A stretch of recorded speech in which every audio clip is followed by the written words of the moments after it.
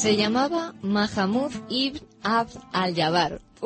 Y era de Mérida. Aquí hemos contado ya los problemas de los emires de Córdoba con ciudades como Mérida y Toledo, viejas capitales de la época romana y visigoda, orgullosas de su personalidad, poco propensas a dejarse avasallar por cualquier advenedizo.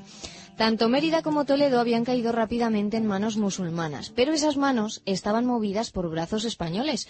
Las viejas ciudades podían soportar a los nuevos amos, pero a condición de mantener márgenes muy amplios de libertad. Pero claro, el sistema de poder omeya no era el más adecuado para mantener, ¿cómo decir?, relaciones tolerantes con las ciudades federadas. La casta árabe, hegemónica pero minoritaria, quería que nadie le hiciera sombra. La minoría berebere se sentía marginada del poder.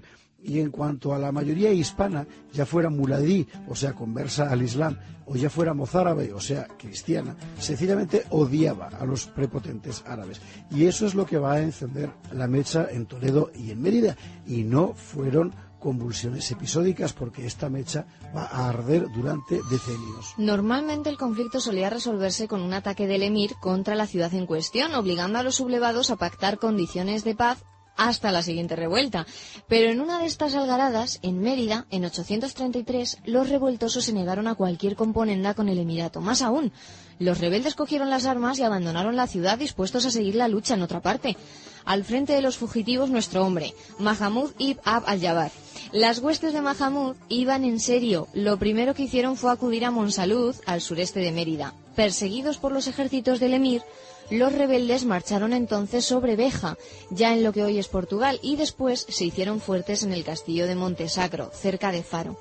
Acosados también allí, los hombres de Mahamud terminaron pidiendo socorro. ¿A quién? A Alfonso de Asturias, y el rey de Oviedo, quizá no de buena gana, accedió. Claro, y así Mahamud y sus gentes, bajo la protección de Alfonso II el Casto, se instalan en la zona de Sarria, al sur de Lugo.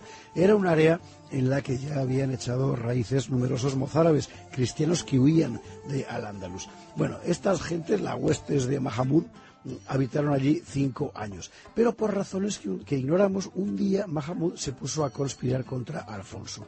El rebelde de Mérida entró en tratos con su viejo enemigo Abderramán. Bueno, quizá creyó posible alcanzar el perdón de Córdoba. ¿Cómo? Amigo, abriendo camino al emir por Galicia.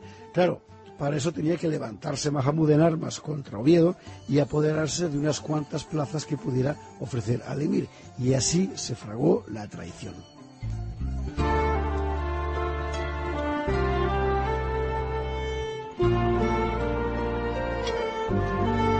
Empezaba la primavera de 840. Mahamud enroló a cuantos musulmanes pudo, tanto sus propias huestes como las de las regiones vecinas, probablemente en Portugal.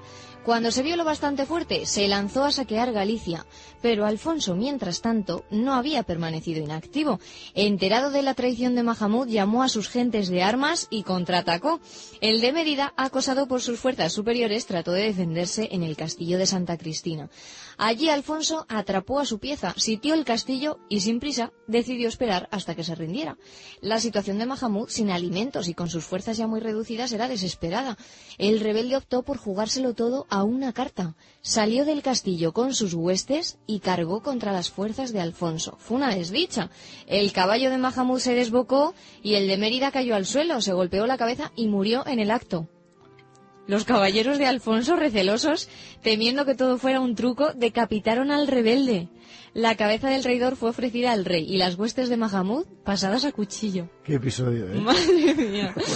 Bueno, la verdad es que, a pesar de esta batalla, no debió de haber una represión excesivamente dura contra las gentes de Mahamud que no combatieron, porque se dice bueno, cuenta la tradición, que una hermana de este Mahamud se convirtió al cristianismo, se casó con un noble gallego y un hijo de esta señora sería un famoso obispo de Santiago de Compostela. Mira tú por dónde. Bueno, pero el hecho es que transcurrido el mes de mayo de 840, la revuelta de los de Mérida había quedado sofocada.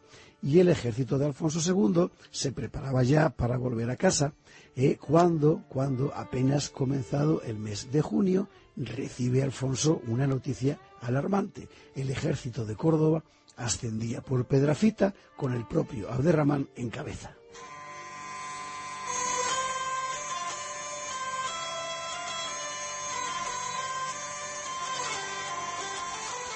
¿Acudía Abderramán a socorrer a Mahamud? En ese caso llegaba tarde. ¿Se trataba de la habitual campaña saqueadora de todos los años? Sí, así era. Esta vez los moros tendrían que empezar a combatir antes de saquear nada. Grande fue la sorpresa de Alfonso, pero también fue grande la sorpresa de Abderramán. Esta era la situación. Dos ejércitos que no se esperaban se encuentran de súbito frente a frente. Abderramán no había calculado que de repente le saliera al paso todo el ejército cristiano, y Alfonso, que había convocado a sus huestes para dar caza a Mahamud, ni mucho menos esperaba darse de bruces con todo el ejército de Córdoba, con el propio emir a la cabeza. Bueno, no sabemos lo que pasó. Ni las fuentes moras ni las cristianas nos explican los hechos. Las moras se limitan a consignar que la campaña fue penosa, dicen. O sea que debió salir la cosa francamente mal. Y las fuentes cristianas guardan silencio. Pero podemos imaginarnos a Abderramán sorprendido mandando detenerse a sus hombres. Él no había previsto semejante choque tan pronto. Y también podemos imaginarnos a Alfonso, no menos perplejo, evaluando la situación, porque tenía a su alcance nada menos que al emir de Córdoba, pero las huestes cristianas venían de combatir y estaban ya camino de sus hogares. Bueno, ¿qué hacer?, pensaría Alfonso. ¿Y Abderramán qué pensaría? ¿Qué hacer? Pues uno y otro hicieron lo mismo, dar media vuelta. Alfonso, 80 años de edad y casi 50 de reinado, no iba a jugarse el destino del reino a una carta. Abderramán II, poderoso emir de Al-Ándalus, con un evidente talento político, pero con muy poco ardor guerrero, tampoco iba a empeñar todo su prestigio en un lance de resultado incierto.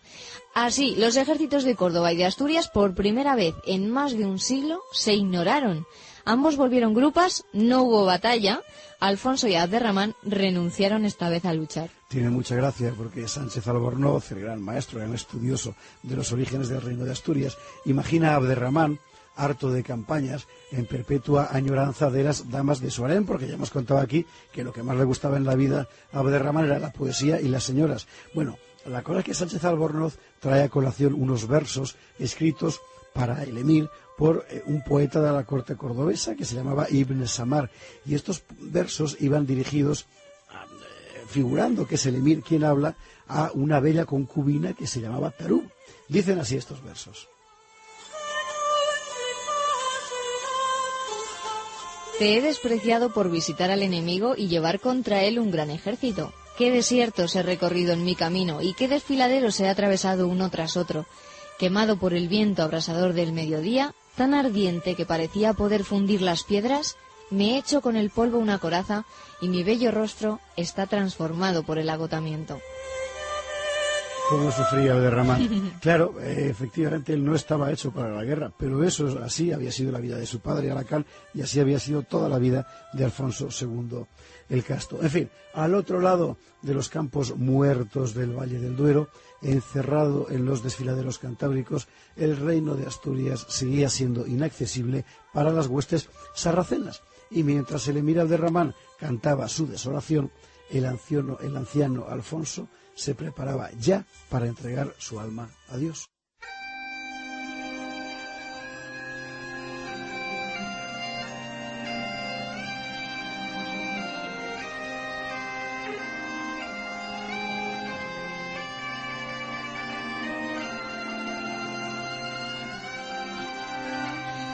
Alfonso II el Casto murió en 842, con 82 años, en su palacio de Oviedo.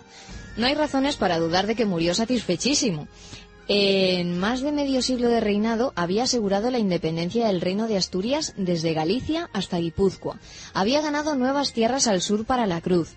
Había triunfado sobre todos sus enemigos internos y externos. Había edificado una capital como Oviedo, digna de un gran rey. Había dado sentido histórico y espiritual al reino mediante la recuperación del orden gótico. Había extendido el culto del apóstol Santiago, que desde el hallazgo de Compostela, y había trazado sólidos puentes con la Europa de Carlomagno. Y todo eso a partir del precario paisaje heredado de Bermudo. Así que el legado de Alfonso es sencillamente sensacional. Sencillamente sensacional. El epitafio del rey dice simplemente esto: el que todo lo hizo en paz descansó. ¡Paz! O sea, paz, un hombre que estuvo obligado por el destino a batallar sin descanso todos sus 82 años. Pero mira, probablemente sí, paz interior, probablemente sí, paz.